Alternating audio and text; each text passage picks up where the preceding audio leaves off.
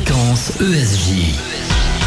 Bonsoir et bienvenue dans Storytelling, votre rendez-vous du mercredi soir. Et aujourd'hui, toute la rédaction de Fréquence ESJ se joint à moi pour vous souhaiter une bonne journée mondiale de la radio. Et notre storytelleuse en ce 13 février 2019 est Amel Chabi. Bonsoir Amel Chabi. Alors vous êtes actrice, comédienne, dramaturge, réalisatrice. Vous êtes à l'affiche du nouveau film de Fabien Antoniente, All Inclusive, avec notamment Franck Dubosc, François-Xavier de Maison, encore Thierry Lhermitte. Vous participez aussi au documentaire Rire ou séduire, faut-il choisir, qui sera publié donc le 21 février prochain. Et toute l'équipe de Storytelling est aussi présente pour nous accompagner ce soir. On fera un saut dans l'histoire de ce 13 février pour évoquer les violences conjugales chez les rois. Et à la veille de la Saint-Valentin, notre historien en chef Hugo Franceschi vous dira tout sur l'histoire de cette fête. On reviendra sur la création du tapis rouge, quand et comment cet objet a été créé. Ça, c'est Yanis Taras qui s'en charge. Enfin, nous recevrons en fin d'émission le figurant le plus célèbre du cinéma français en la personne d'Alain Melon. Vous verrez bien ça tout à l'heure, c'est une petite surprise. Vous pouvez réagir, vous qui nous écoutez tout au long de l'émission, et poser vos questions à Amel Chabi sur Twitter avec le hashtag Fréquence ESJ et sur notre page Facebook Fréquence ESJ. Vous êtes bien dans l'épisode 19, saison 4 de Storytelling, et c'est tout de suite sur Fréquence ESJ. Fréquence ESJ. Juste avant, Amel Chabi, je vous présente Camille Garcette qui est juste à côté de moi. Bonsoir Camille Garcette. Bonsoir Lucas Pierre, bonsoir Amel Chabi. Alors Amel Chabi, Camille Garcette a la fâcheuse tendance de présenter nos invités d'une façon un peu spéciale. Vous allez voir ça, on va écouter ça. Et je précise juste que ce soir, Hugo Franceschi, qu'on entendra tout à l'heure, fait aussi partie de ce moment. C'est la chanteuse R&B. On écoute ça tout de suite. Ok.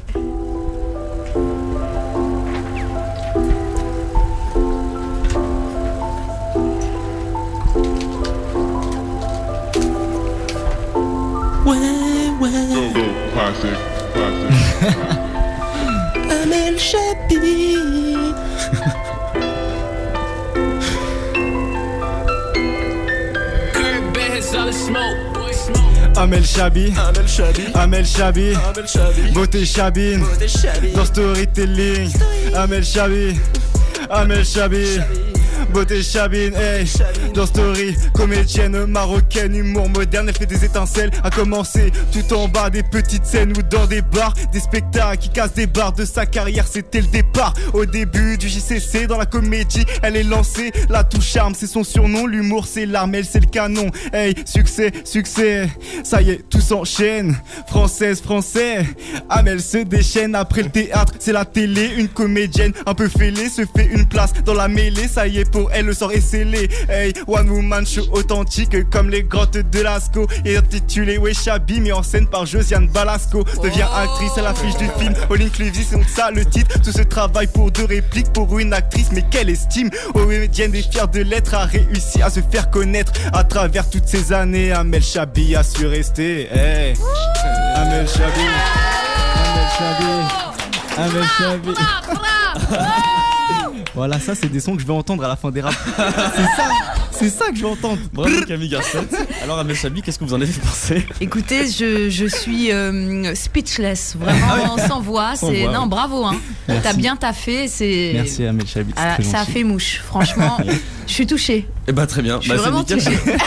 Bon, on est très content. Alors merci beaucoup Camille Garcette. Merci. Fréquence ESJ.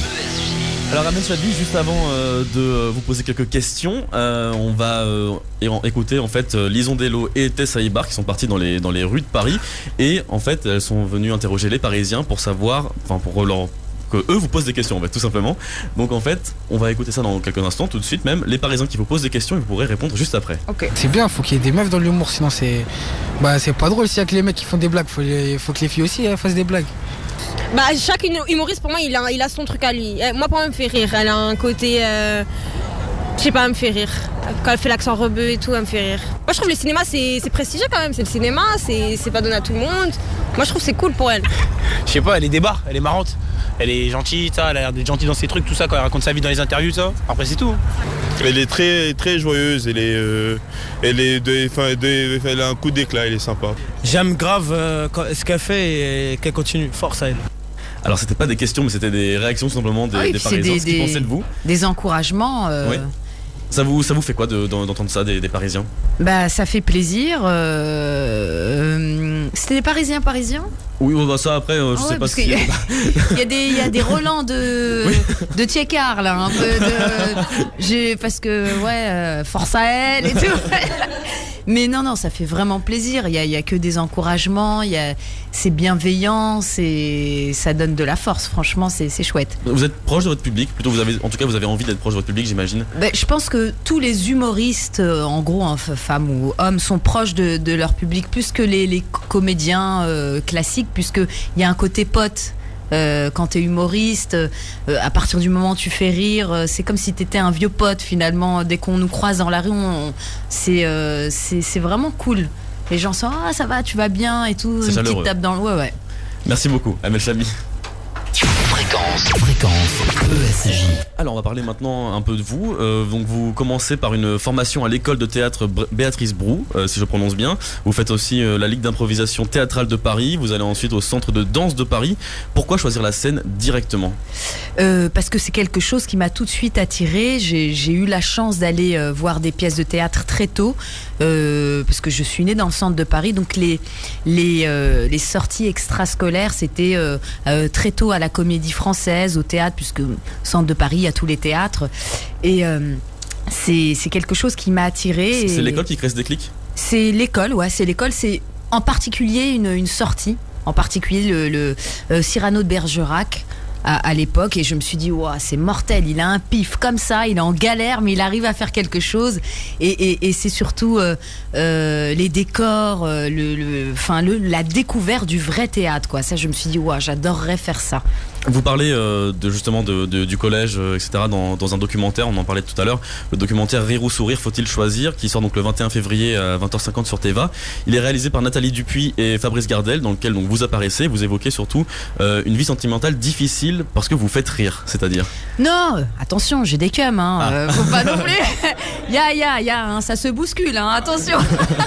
Mais c'est vrai que j'ai remarqué que des fois les mecs étaient un peu frileux de séduire une humoriste, parce que faire rire quelque part, c'est avoir un petit pouvoir quand t'es autour d'une table, à un dîner, tu prends un peu la parole, tu prends l'attention des gens, et ça les mecs ils aiment pas trop. Ils aiment pas qu'on prenne le pouvoir. Ouais, ils aiment bien eux faire rire, prendre la parole.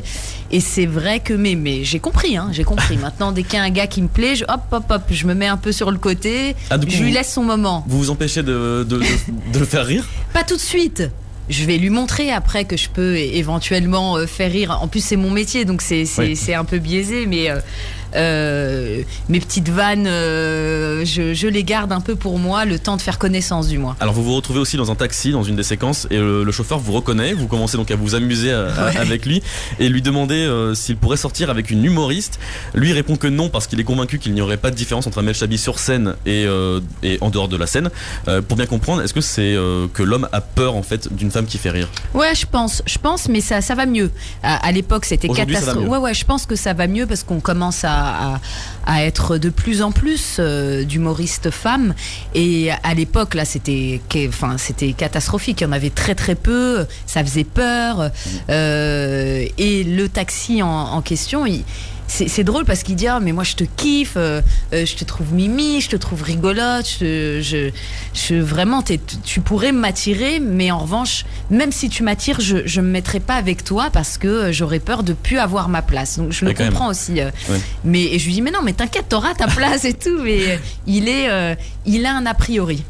Et ce qui est cool, c'est qu'en discutant, il part avec un a priori en moins. Enfin, j'espère. Vous disiez justement que ça va mieux aujourd'hui. C'est quoi exactement, concrètement, aujourd'hui, la condition féminine dans le monde de l'humour ?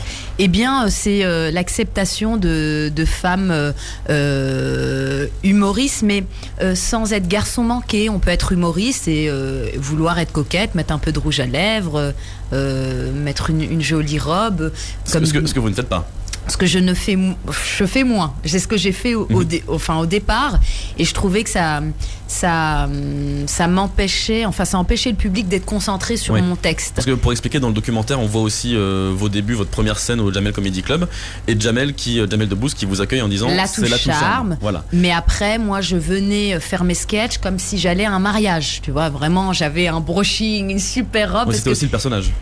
Enfin, non, même pas. C'était quelque chose. Je trouvais ça génial. Je trouvais ça. Tu sais, quand tu vas, faire quelque chose d'important, tu t'habilles bien et tout. Donc c'est ce que je faisais. Mais après, je me suis habillée en noir. Oui, c'est ce qui a fait que vous avez changé votre. J'ai changé un peu pour qu'on arrête de dire la touche charme, qu'on arrête de regarder mes belles chaussures et mes belles robes. Merci beaucoup, Amel Chabi. Fréquence ESJ. Dans quelques instants, c'est Yanis Darras qui viendra vous présenter, je vous en parlais tout à l'heure, le tapis rouge. Il vous dira donc quand et comment a été créé cet objet. On reviendra aussi avec vous sur le film donc All Inclusive. Vous êtes à l'affiche de ce film qui sort aujourd'hui. Juste avant, on va écouter un peu de musique avec The Avener qui cumule plus de 111 millions d'écoutes sur Spotify pour ce titre. C'est Fade Out Lines, sur Fréquence ESJ. Fréquence ESJ. On est toujours en direct sur Fréquence ESJ, 20h20, et on est toujours avec Amel Chabi. Je rappelle que vous pouvez d'ailleurs réagir sur nos réseaux sociaux, sur Twitter avec le hashtag Fréquence ESJ ou sur notre page Facebook et poser vos questions à Amel Chabi. Et ce soir, focus sur un objet un peu particulier que vous devez assez bien connaître, Amel Chabi, on s'en doute. Yanis Darras, bonsoir. Bonsoir Lucas, bonsoir Amel Chabi. Bon alors, quand on m'a dit qu'il fallait que je parle d'un objet qui vous colle un peu à la peau et dont je n'avais pas encore parlé ici, j'avoue que j'ai un peu séché. Je reconnais, mais j'avais bien pensé au sac à main, mais bon, trop sexiste, et en plus je l'avais déjà traité.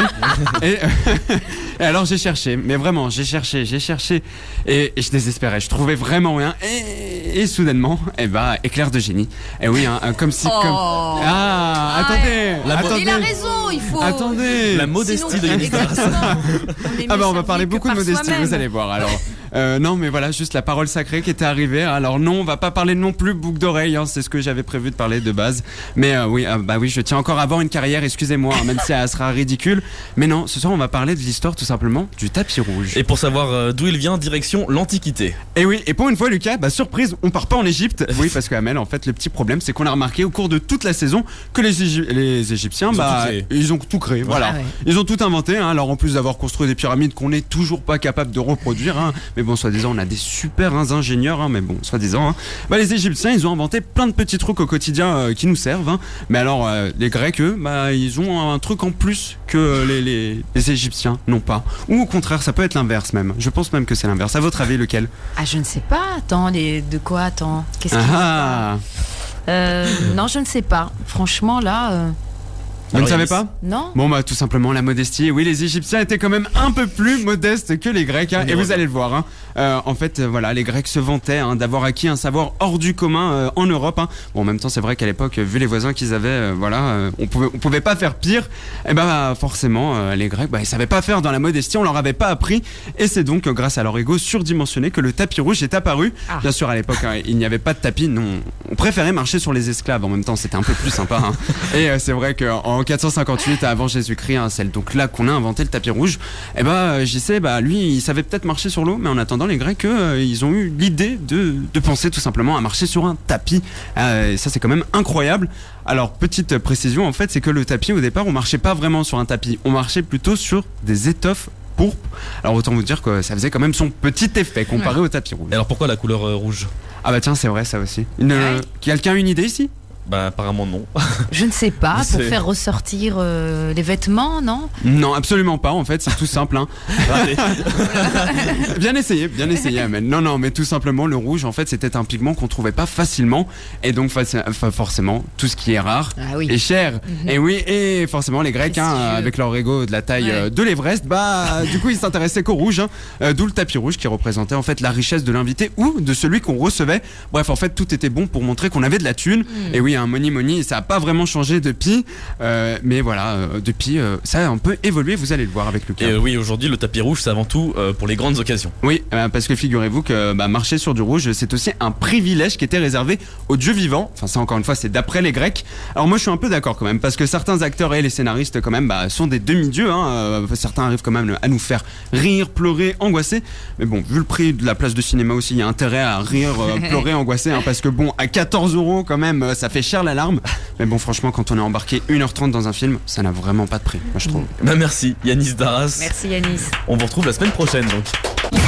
Fréquence ESJ. Amel Chabi, vous jouez dans le nouveau film de Fabien Antoninte, All Inclusive, qui sort aujourd'hui. Donc on rappelle juste rapidement le pitch du film. Un couple remporte une semaine de lune de miel dans le club Princess en Guadeloupe. Le couple, c'est Bruno, joué par François-Xavier de Maison, et Paloma, incarné par Maïwen. Le problème, c'est que le passeport de Paloma est périmé. Engueulade, et Bruno décide de partir seul en vacances sur les conseils avisés de Jean-Paul, joué par un certain Franck Dubosc. Alors Amel Chabi, vous jouez l'ami d'une femme qui fête son divorce. Première question simple, est-ce que vous êtes fière d'avoir joué dans ce film ? Oui, je suis très fière parce que j'ai pu voir un peu comment se passait une comédie avec un gros budget, une grosse machine. C'est vraiment avec des vedettes. C'est la première fois que vous jouiez dans un film avec une aussi grosse production ? Oui, c'est la première fois. J'ai toujours joué dans des petites productions avec des petits budgets, et là ça m'intéressait de voir un peu leur cuisine. Et c'est quoi qui en ressort du coup ? Et bah c'est rire, c'est très sérieux en fait. C'est-à-dire c'est beaucoup de boulot, c'est des grosses équipes, et ouais, c'est fou parce que pour un résultat assez simple, eh bien il faut beaucoup travailler. Et est-ce que vous êtes aussi fier de votre rôle dans ce film ? Oui, je suis très fière parce que c'est marrant, encore une fois les choses ont changé. Avant, quand tu divorçais, bah c'était un signe d'échec, et bah maintenant tu le fêtes quoi. Oui, là dans tranquille. le film, elle est vue de façon plutôt positive. Mais c'est positif, on change, voilà, c'est une page qui se tourne et tout va bien. T'es pas jugé, au contraire tu le fêtes. On a même des banderoles, New Life et tout. Non, c'est chouette, vraiment. Moi, il y a juste une chose qui me perturbe, c'est que vous êtes à l'affiche du film quand même, et on vous voit très peu dans le film. Oui, ah ouais, parce que tu me kiffes trop en fait. Parce que pourtant, voilà, mais c'est un bon signe, ça veut dire que tu voulais me voir plus. Bah oui. Mais comment ça se fait qu'on vous voit aussi peu dans le film ? Eh ben écoutez, parce que les personnages, enfin les deux personnages principaux sont Franck Dubosc et François-Xavier de Maison. C'est vraiment, ça tourne autour d'eux, et en parallèle il y a d'autres petites histoires avec donc Caroline Anglade, Thaïs Azuelos, Victor Belmondo. C'est vraiment un film choral aussi. Enfin, autour de Franck Dubosc et François-Xavier de Maison, il y a tellement de monde qu'il fallait faire exister un peu tout le monde. Mais vous deviez pas avoir plus de scènes au début dans ce film, à l'origine ? Plus de scènes, non, pas forcément. Non. J'ai entendu dire que vous avez coupé dans le film beaucoup. Ah ouais ? Oui. D'accord. On revérifiera les infos. Du coup, on va vérifier, ouais. Bon, alors en tout cas. Ouais, ça va. Non, c'est pas de problème. Bon, très bien. C'est le sentiment que j'ai eu en regardant le film aussi. Vous me dites ce que vous en pensez. Vous êtes fier de votre rôle. Moi, j'ai eu l'impression que même dans les scènes dans les scènes où on vous voit dans le film, on ne vous respecte pas vraiment en tant que femme. Ouais. Est-ce que vous avez eu cette impression-là aussi, vous ? Non. Pas du tout. Non, au contraire. Je pense à la scène notamment avec avec François-Xavier de Maison, quand il vous accompagne chez lui. Par exemple. Ah voilà. Oui, d'accord. En fait, au contraire, il me respecte parce qu'en fait, il me dragouille, mais au final, il veut pas me pécho parce qu'il pense à son ex-femme, et c'est moi qui suis vénère. Parce que moi, je suis célibataire et j'aurais bien aimé avoir une relation. Donc non, au contraire, il reste élégant. Non, ça va. Vous avez eu quel retour sur ce film de la part de vos proches, par exemple ? Eh bien, c'est compliqué parce qu'il sort aujourd'hui. Il est sorti aujourd'hui, donc mes proches n'ont pas encore vu le film. D'accord. Ouais. Bon, ils nous y vont. Mais j'espère. Oui, ils y vont ce week-end. Ouais. Bon très bien. All Inclusive, c'est une énième comédie française aussi dans laquelle vous jouez. Alors c'est une plus grosse production comme vous le disiez, mais vous avez joué dans beaucoup de comédies françaises. Pourquoi est-ce que vous enchaînez les rôles dans la comédie ? Parce que j'aime bien rire, tout simplement. Et c'est la chose que je sais faire. Je sais bien faire ça en fait. C'est quelque chose. Vous vous sentez bien dans la je me sens bien dans ce genre-là. Après. Je ne me ferme pas la porte d'une comédie dramatique, par exemple. J'allais vous demander, est-ce que vous ne voudriez pas jouer peut-être dans un film dramatique, effectivement ? Carrément. C'est quelque chose qui pourrait vous plaire ? Ouais. Est-ce qu'on pourrait par exemple imaginer aussi que vous, parce que vous êtes aussi réalisatrice, vous avez réalisé un documentaire, est-ce qu'on pourrait imaginer que vous réalisiez un film prochainement aussi ? Oui, d'ailleurs je viens de terminer le scénario d'un film. D'accord. Et c'est une comédie dramatique. Et c'est sur quel thème, quel sujet ? Je peux pas en parler. Pourquoi? J'adorerais. Parce que comme je viens de terminer de l'écrire, je dois aller le déposer. Parce que sinon, si je raconte l'histoire, c'est compliqué. Je l'ai pas encore déposé. Bon, je viens juste de poser mon stylo. Donc, En tout cas, il y a un film qui est prévu pour vous. Ouais. Très bien. En tant que réalisatrice, merci beaucoup. Avec plaisir. Fréquence ESJ. Et dans quelques instants, c'est Alain Melon, hein, je vous en ai parlé au début de l'émission, le figurant le plus célèbre du cinéma français qui nous rejoindra. Et puis Hugo Franceschi reviendra lui aussi sur la fête de l'amour, la Saint-Valentin, et sur les violences conjugales chez les rois. On verra tout ça tout à l'heure. Juste avant, on va encore écouter un peu de musique. Elle est couronnée du meilleur clip et album révélation aux victoires de la musique. On écoute Angèle avec Balance ton quoi sur Fréquence ESJ. Fréquence ESJ.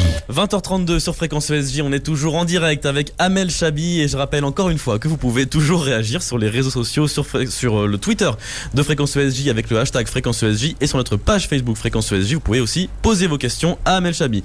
Et ce soir, Amel Chabi, vous allez découvrir un sacré spécimen.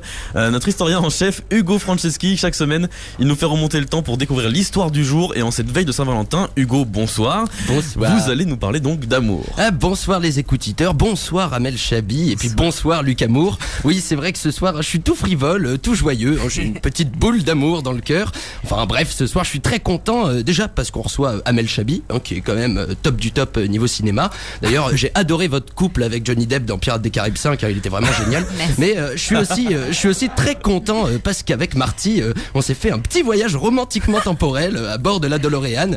Alors oui, je suis désolé, mais la Saint-Valentin c'est aussi fait pour les mecs qui aiment les leviers de vitesse. Donc on est parti jusqu'aux origines de cette fête des amoureux. On est allé au 3e siècle pour retrouver le vrai Saint-Valentin. Et non, Luc Alain, quand je parle de saint, je ne parle pas de Roploplo, je parle bien évidemment de ce prêtre Jedi qui fut emprisonné par l'empereur romain Dark Claudius.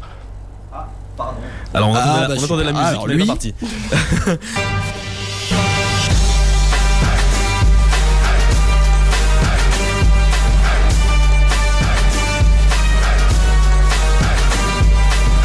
Alors Amel Chabi, je précise simplement que les Luc Amour, les Luc Alain, bon c'est des petits jeux de mots que Hugo Franceschi aime bien trouver. Non, c'est votre prénom, Lucas. D'accord, mais bon, très bien. Bon alors pourquoi Dark Claudius a-t-il emprisonné ce prêtre? C'est très bizarre de dire ça. Bonne question, Lucas Chaud. C'est bien parce que après avoir galéré avec l'autre hipster antipolythéiste de Ressus, les Romains en ont ras le pilum des chrétiens. Ils interdisent carrément cette religion. Du coup, quand le curé Valentin se met à marier des couples chrétiens en cachette, il se fait directement ficher S. Et ironie du sort, lui c'est en tôle qu'il va trouver l'amour, non pas avec Brutus, son compagnon de cellule, bien qu'il le trouvait fort séduisant, mais avec la fille du geôlier. Personne ne vient le voir, personne ne vient le voir, que la fille du geôlier, que la fille du geôlier. Et donc normal, la gamine, toute innocente, vient se balader au milieu d'une centaine de taulards en rut et puis elle en prend un pour son prince charmant, et elle se donne entièrement à lui, mais elle est même pas fichue de lui donner les clés pour s'évader, à croire qu'elle aimait bien voir des prêtres enchaînés dans une petite pièce sombre et humide. Bon, quoi qu'il en soit, entre eux c'est l'amour fou, et un jour Valentin donne à sa geôlière ce qui sera sûrement la première lettre d'amour de l'histoire. Bon, en tout cas pour lui ce sera sa dernière puisqu'il se fera décapiter le lendemain, 14 février. Goodbye, my lover. Goodbye, my friend. You have been the one. You have been the one for me. Cela dit, en vrai, ça va, le mec, il finit quand même plutôt bien, saint patron des amoureux, et puis il a une journée qui lui est consacrée chaque année. Globalement, il s'en sort pas trop mal. Et puis, il faut dire que là, certes, les chrétiens ont pris leur tarif, mais au 5e siècle, c'est plutôt eux qui vont casser les petits délires coquins des autres pour la Saint-Valentin. Vous parlez sûrement de la censure des Lupercales par le nouveau régime romain chrétien. Oui, alors faites pas comme si vous savez de quoi vous parlez, juste pour impressionner Amel Chabi. On a tous vu votre petit jeu depuis le début de l'émission, Lucas. Mais en gros, ouais, c'est un peu ça l'idée. Au 5e siècle, le christianisme c'est la start-up du moment, et du coup les Jupiter, Neptune, tout ça, c'est un peu ringard. D'ailleurs faudrait peut-être commencer à en parler à Emmanuel Macron, parce que je crois qu'il a pas l'air trop au courant. Mais bon, on va pas l'embêter en pleine Saint-Valentin, déjà qu'il fait l'effort de se réveiller à côté d'Iggy Pop tous les matins. Mais bon, revenons à nos Romains chrétiens fanatiques de la Saint-Valentin. En gros, ils acceptent pas trop les anti-soirées païennes pendant la fête des amoureux, et à cause de ça ils vont massacrer toute la communauté des Lupercales, on dit.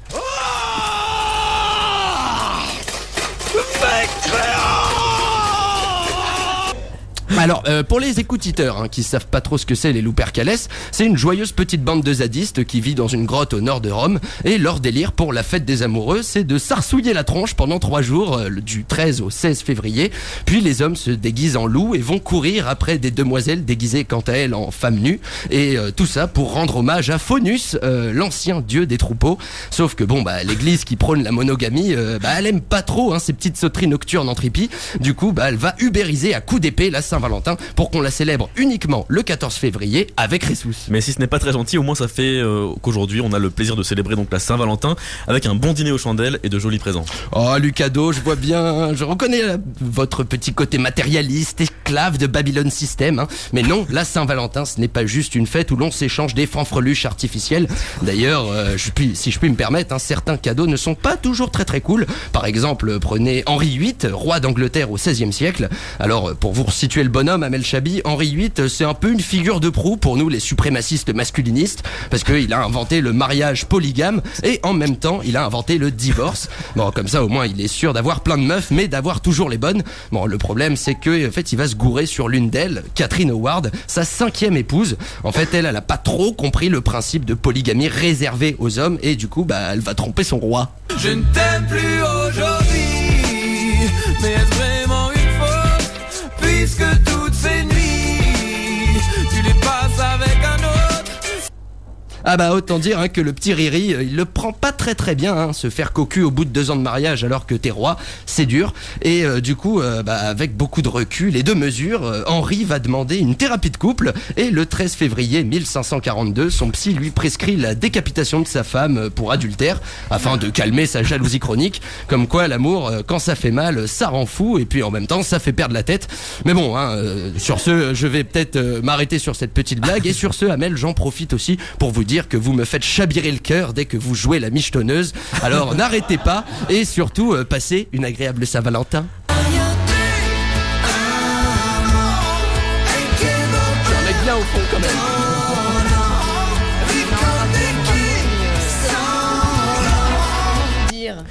Hugo Franceschi qui vient d'offrir donc une rose à Amel Chabi. Mais il a un bon dealer quand même. Ah oui, non, alors oui, non mais on vous avait prévenu. On vous avait prévenu, effectivement, il est un peu fou. Il est historien en chef, mais historien fou surtout. Voilà, merci Hugo Franceschi, donc on retrouvera la semaine prochaine. Amel Chabi, nous avons voulu vous faire une surprise ce soir et convier quelqu'un qui compte pour vous. Il est également à l'affiche de All Inclusive, le dernier film dans lequel vous jouez. Et vous vous êtes d'ailleurs rencontrés durant le tournage. Un tonnerre d'applaudissements s'il vous plaît dans le studio, s'il vous plaît, pour Alain Melon. Merci, bonsoir. Bonsoir, je ne m'entends pas. Bonsoir. Voilà. Merci. Bonsoir Lucas Pierre, bonsoir au public sans qui on ne serait rien. Bonsoir Amel, quel plaisir d'être avec toi ce soir. Bon, on se tutoie, on sait tous les deux que le grand écran c'est un peu une seule et même famille. Alors pour que nos auditeurs comprennent bien quand même, qui êtes-vous, Alain Melon? Écoutez, certains me voient un peu comme un monstre sacré du 7e art, d'autres trouvent en moi le fils spirituel d'Alain Delon. Je préfère plutôt me qualifier d'humble personne, essayant chaque jour de procurer ne serait-ce qu'une once de plaisir à celles et ceux qui me regardent exercer ce beau métier qu'est le cinéma finalement. Alors, je ne cache pas que j'arrive pas à me rappeler dans quel film vous avez joué. Ça c'est parce que vous n'êtes pas très attentif mon petit. Très modestement je dirais que j'ai une filmographie aussi longue que la queue de rat adoptée par Pascal Obispo il y a quelques années. Très bien, et dans quel film pouvons-nous vous voir alors? Alors j'ai joué pour la première fois dans Le Parrain. Voilà, un film qui a véritablement lancé ma carrière. Oui je sais, ça t'étonne. Plus tard James Cameron m'a appelé car il me voulait absolument pour Titanic. Heureusement pour lui j'avais un peu de place dans mon agenda. J'ai pu me libérer. J'ai également donné la réplique dans Forrest Gump et $1 Million Baby de Clint Eastwood. Et j'ai aussi fait du doublage pour le film d'animation Coco. Voilà, trop rien quoi. Aujourd'hui je pense que le cinéma m'adore même, et je le lui rends bien. J'ai tout connu, tout joué, alors je ralentis un peu la cadence malgré toutes les propositions qui me font tête.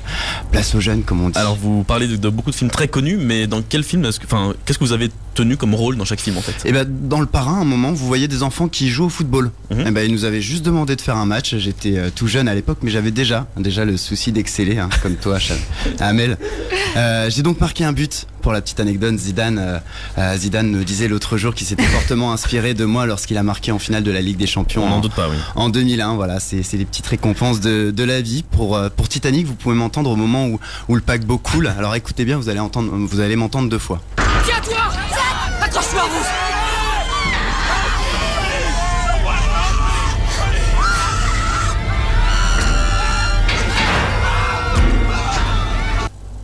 alors si tu peux remettre là, la régie s'il te plaît. Tiens-toi, accroche-toi, vous.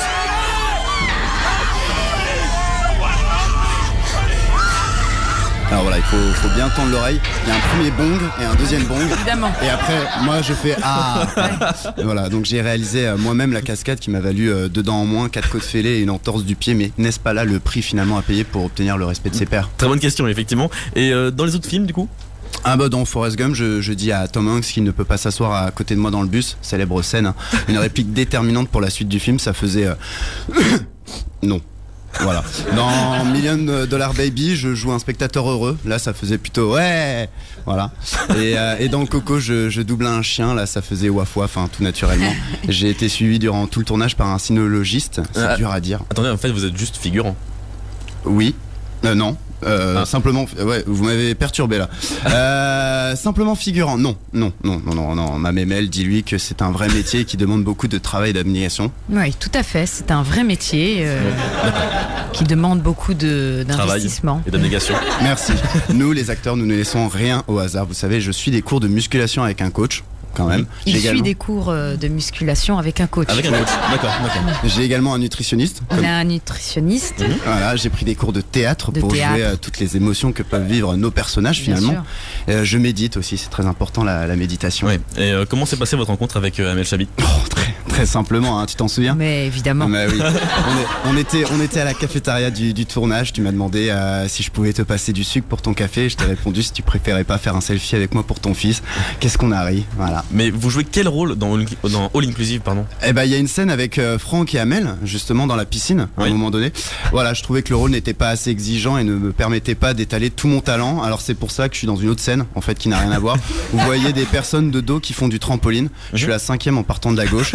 Et voilà, j'espère peut-être obtenir un César avec ce rôle. Ouais. Bon, bah on vous le souhaite. Amel Chabi, vous pensez qu'il peut avoir un César avec ce rôle Ah bah, Monsieur Melon, oui, c'est évident. C'est tout parce vu, que le saut est parfait.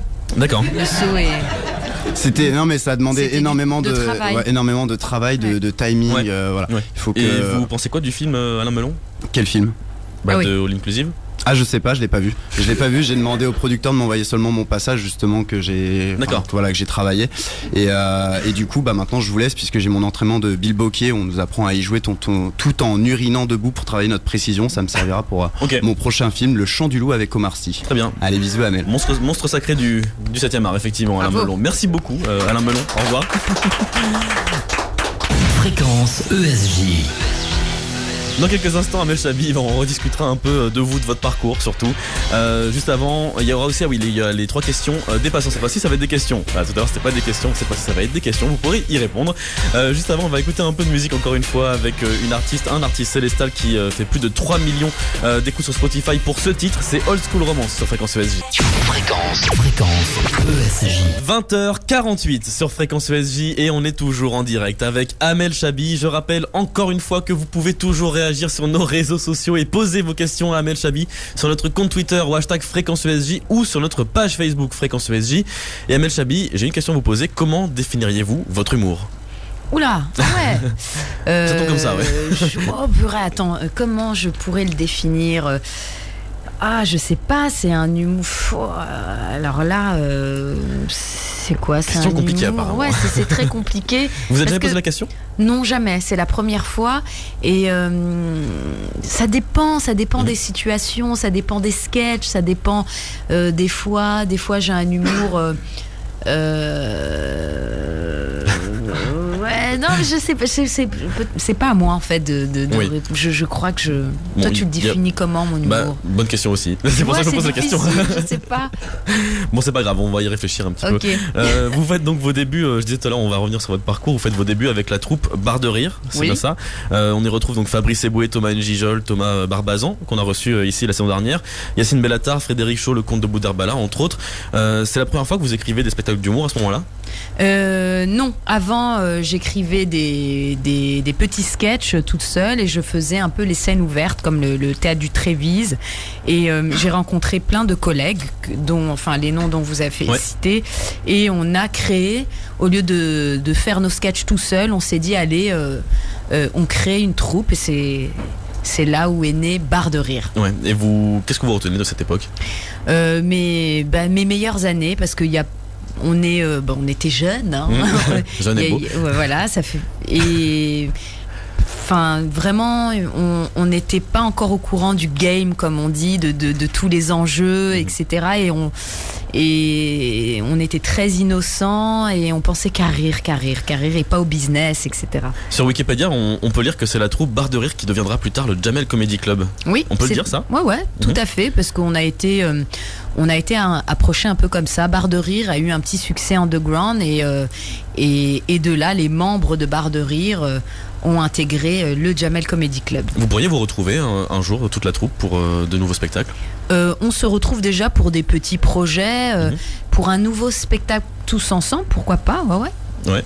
Vous me tenez au courant du coup. Bien sûr. Vous êtes pendant un moment aussi Miss Météo sur Canal+. Ouais. Qu'est-ce que vous retenez de ça? Ça a pas l'air... Non, parce que c'est Miss Météo sur Canal, on fait des blagues en fait. On présente, c'est une excuse pour faire quelques blagues.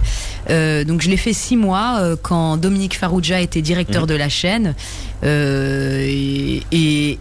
C'était mes premières expériences télévisuelles. C'est là que le public vous découvre en fait. Voilà, c'est ça. Et j'ai appris surtout à gérer le stress, à gérer le quotidien, les vannes quotidiennes. Puis vous jouez ensuite donc votre première scène au Jamel Comedy Club, Les Miftonneuses, Hugo Franceschi en parlait tout à l'heure. Et vous faites les premières parties de Jamel. Comment est-ce que vous avez rencontré Jamel Debbouze?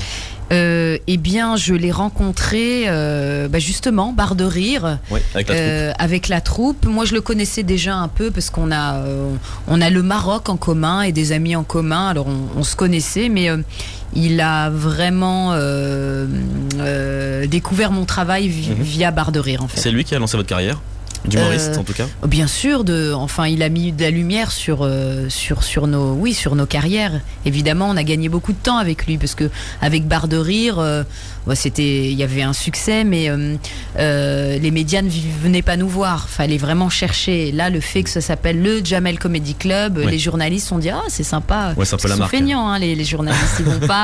Ils vont pas chercher. Ils vont vraiment dès que c'est un peu évident. Vous créez ensuite un JT parodique dans lequel vous incarnez Kaltoum Zouzou, si je le prononce bien, dans l'émission Les Agités du Bocal sur France 4. Oui. Et vous créez notamment un personnage chanteuse R&B. La culture hip-hop, R&B, c'est une culture qui vous concerne particulièrement. Oui, et puis c'était surtout à l'époque où il y avait toutes ces chanteuses R&B et j'en ai fait une parce que je trouve ça m'amusait elles ont toujours plein de problèmes, les meufs. Et j'ai fait une parodie de ça. J'ai le sentiment que les personnages qui sont dans cette culture, qui sont des personnages qui sont proches du hip-hop et de R&B, en fait, vous en faites souvent. C'est quelque chose qui vous concerne personnellement. Oui, parce que c'est ma culture. J'adore le hip-hop. J'aime le R&B. J'aime cette culture-là depuis toujours. Donc c'est un sujet que je maîtrise. Du coup, j'en parle effectivement. Vous jouez votre premier rôle ensuite au cinéma dans le film Fille perdue cheveux gras de Claude Duty. Est-ce que c'est cette expérience en fait qui vous donne envie de faire du cinéma ensuite? Oui, c'est mon premier, c'est un tout petit rôle, mais qui m'a permis de voir comment se passait un tournage, d'être à côté d'une grande actrice qui s'appelle Amira Kazar, que j'adore. Et je me suis dit, tiens, vraiment là, la scène c'est chouette, c'est ma passion, mais faire un peu de cinéma c'est génial, et faire les deux ce serait le luxe. Puis arrive ensuite donc Amour sur place ou à emporter, donc que vous coécrivez avec Noum Diawara. La pièce se joue à guichet fermé, c'est quand même un gros succès, et vous l'adaptez en 2013 au cinéma. Pourquoi vous l'adaptez au cinéma?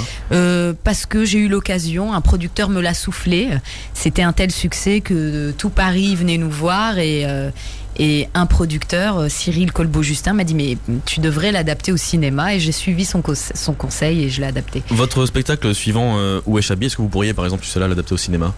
Non, c'est plus compliqué parce Pourquoi? que c'est des petits sketchs en fait. C'est un spectacle à sketch. Il y a un sketch noir et Amour sur place ou emporté, il y a un liant, c'était une vraie histoire. Vous réalisez votre premier documentaire en 2017, Pourquoi nous déteste-t-il, qui fait le buzz. C'est quoi l'événement qui fait que vous vous lancez dans la réalisation de ce documentaire? C'est un pote journaliste qui s'appelle Alexandre Amiel et qui a l'habitude de réaliser des documentaires, et après les événements douloureux qu'on a subis, je me suis dit, tous ces attentats, je me disais mais qu'est-ce que je peux faire pour essayer en tant qu'artiste, donc des spectacles, et t'es dans ton salon comme tout le monde, tu tournes, tu dis mais c'est pas possible ce qui se passe, qu'est-ce que je peux faire pour faire évoluer un peu les mentalités, et on en a discuté avec Alexandre Amiel, on s'est dit tiens, faisons ce documentaire et donnons la parole à ceux qu'on n'a pas l'habitude d'entendre, du moins. Et donc ça fait un énorme buzz. Oui. Comment on se sent? On savait pas, on s'est dit, pour le coup, le documentaire c'est très confidentiel, c'est vraiment... Mais du coup, comment on se sent à ce moment-là quand un documentaire fait un tel buzz, c'est une de vos créations? Ouais, c'est bizarre, on se dit oh là là, on se dit mais c'est... Comment ça se fait? Après, on se dit, ok, si ça fait un tel buzz, c'est que ça parle à beaucoup de personnes, et c'est que les gens avaient besoin d'entendre ces sujets-là et de crever l'abcès. Très bien, merci Amel Chabi. Fréquence ESJ. Alors avant de terminer, on a 3 questions de passants parisiens à vous poser, qui ont été recueillies donc par Lison Dello et Tessa Ibar. Je vous laisse écouter la première question. Ouais, en gros, est-ce qu'elle a pris des cours pour apprendre à travailler sur sa timidité, pour apprendre à parler devant les gens? Réponse, j'ai pris des cours de théâtre, mais pas pour ma timidité, parce que je suis pas forcément timide, mais pour apprendre un texte de théâtre, pour le retenir, pour le jouer sur scène. C'est pas pareil que dans la vie, quoi, parce que dès qu'on est sur scène devant plein de personnes, on est seul sur scène, on est désarçonné. Faut apprendre à gérer ce trac-là. Donc l'école de théâtre en soi forme à ça. Oui, c'est très important, à même se tenir droite, être audible, articulé. Voilà, donc je vous conseille, chers auditeurs, si vous avez envie d'être comédien ou comédienne, prenez des cours de théâtre, vraiment, ça aide. Merci Amel Chabi. Deuxième question. Comment faire pour rentrer dans le Comedy Club, comme ça je deviens riche? Alors, mon cher, dis-toi que déjà la scène et faire du stand-up et tout, c'est l'art le plus ingrat et le moins payé. Tu dois commencer à être en galère et manger des pâtes, parce que tu feras le Comedy Club, je crois que le mardi ou le mercredi, il y a des scènes ouvertes et tu peux y accéder. Donc c'est assez accessible. C'est accessible. Toutes les scènes ouvertes de Paris, c'est le cas de le lire, scène ouverte. Donc c'est ouvert. En revanche, il faut bien travailler avant et avoir des choses à dire. Et tu gagnes pas d'argent. Ouais, j'allais dire on espère gagner de l'argent, mais du coup non. Bon, troisième question. Qu'est-ce que tu préfères entre le cinéma, le théâtre ou la comédie? Alors, qu'est-ce que je préfère entre le cinéma, le théâtre ou la comédie? Entre le cinéma ou le théâtre, quoi. C'est c'est compliqué, ça. C'est compliqué. J'aime vraiment les deux. Après, je me dis que la scène, tout de même, ça donne des sensations incroyables, quoi, que je n'ai jamais ressenti nulle part ailleurs. Même pas dans le cinéma, donc. Parce que le cinéma, on peut dire attends, coupé, je refais, machin. Oh, le théâtre, c'est la sentence, elle est immédiate. Les émotions, c'est fou. Le contact avec le public aussi, peut-être. Aussi, ouais. Et le fait de vivre toutes les choses en direct et de ne pas pouvoir recommencer, ça te met sur le qui-vive, quoi. C'est extraordinaire. Merci beaucoup, Amel Chabi. Merci à vous. Fréquence ESJ. Storytelling, c'est déjà terminé. Merci. Déjà ? Bah oui, déjà, enfin. Ça passe vite. Merci de nous avoir écoutés tout au long de cette émission. Amel Chabi, merci d'avoir accepté notre invitation. Merci beaucoup. Je rappelle que vous êtes à l'affiche donc du nouveau film de Fabien Antoniente, All Inclusive, aux côtés de Franck Dubos, François-Xavier de Maison et Thierry Lhermitte. Vous intervenez dans le documentaire Rire ou séduire, faut-il choisir, réalisé par Nathalie Dupuis et Fabrice Gardel, à découvrir donc le 21 février à 20h50 sur Teva. Pour vos auditeurs, votre prochain rendez-vous sur Fréquence ESJ, c'est dès demain 7h-9h avec Antoine Lhermitte et Dimitri Hainaut. Mardi prochain, Antoine Lhermitte et toute l'équipe de 20h l'invité recevront le député Parti Socialiste de la 8e circonscription de la Haute-Garonne, Joël Aviragné. Donc ce sera en direct de 20h à 21h. Quant à nous, on se retrouve dès la semaine prochaine et nous serons cette fois-ci en compagnie du DJ résident de Fun Radio, Adrien Thomas, dont le nouveau titre Get Funky a été joué à Tomorrowland l'été dernier. Suivez-nous sur nos réseaux sociaux et suivez notre actualité sur notre compte Twitter Fréquence ESJ, sur notre page Facebook au même nom, ainsi que sur notre page Instagram, toujours toujours au même nom, Fréquence ESJ. Vous pourrez y retrouver donc des photos, des émissions et les coulisses de la rédaction en story. N'hésitez pas à faire un tour sur notre site web Fréquence ESJ. On y publie régulièrement donc des articles, des reportages et les comptes rendus de nos émissions. Vous pourrez d'ailleurs retrouver le compte rendu de l'émission avec Amel Chabi d'ici quelques jours. Merci encore de nous avoir écoutés ce soir. Passez une très bonne soirée en musique sur Fréquence ESJ. À très vite. Fréquence ESJ.